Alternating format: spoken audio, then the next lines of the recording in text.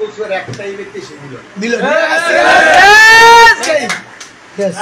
আমি খালেদা জিয়াও চিনি, আমি তারেক জিয়াও চিনি না। টাকার বাণিজ্য করব এমন সময় গেছে, বাড়ি দিয়ে লাগবে আমার নমিনেশন চাই। আছে না সময়? তোমরা কোনো নিয়ে হাইজেটি গল্প হয়ে গেছো, ওর কিছুই না। টাকার বাণিজ্য চলবো, কিন্তু টাকার বিনিময়ে নমিনেশন আসবে।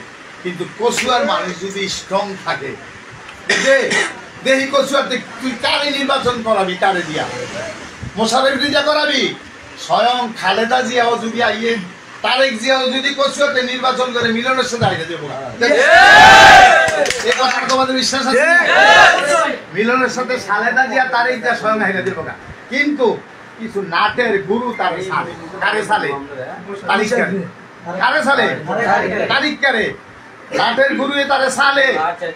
এখন এই নাটের গুরু সালতে সালতে কিছু সংখ্যক পিছনে কাট পাড়ার লোক সামনে গেছে।